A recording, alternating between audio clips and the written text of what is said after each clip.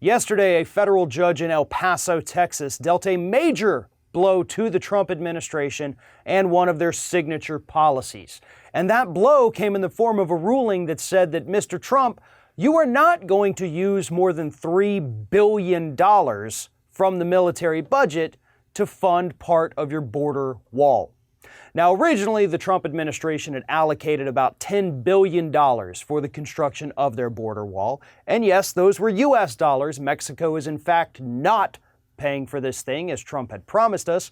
But $3.6 billion of that $10 billion, he was just taking out of the military budget via his emergency declaration.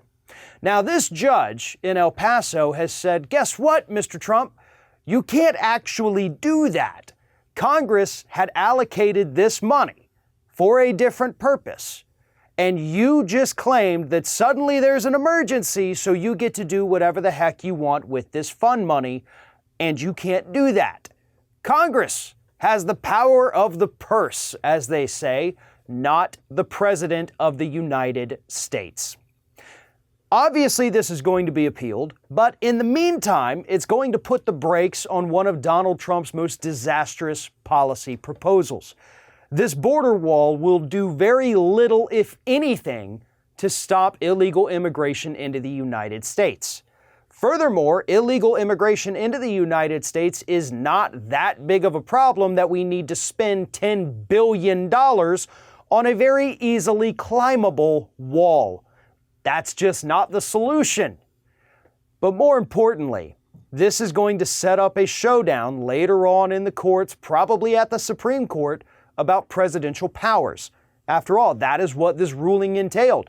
President, you do not have the power to reallocate this money that was already allocated by Congress. If the Supreme Court agrees with that, that could effectively put an end to this entire border wall.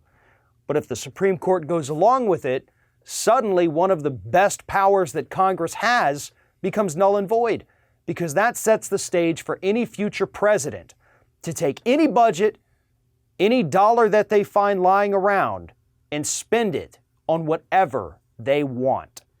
This isn't going to be good for the country, certainly not for the future of the country, if a later court decides that the president and not Congress has control over the federal budget.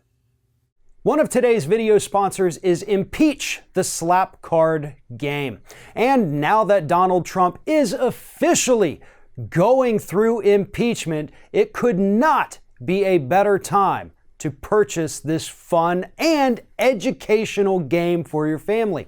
Not to mention the fact that we are officially in the holiday shopping season.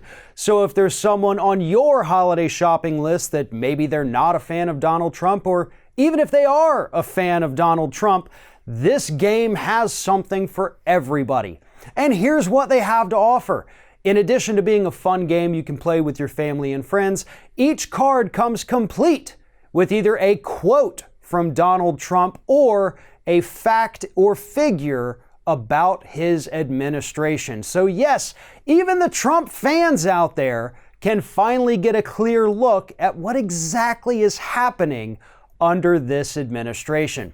And as I mentioned, Trump is officially under impeachment. The investigations are ongoing right now, so it couldn't possibly be a better time to enjoy the fun of impeachment with your friends and family. So follow the links below at the top of the description of this video, use code RINGOFFIRE at checkout, and get 10% off your purchase of Impeach the Slap Card Game.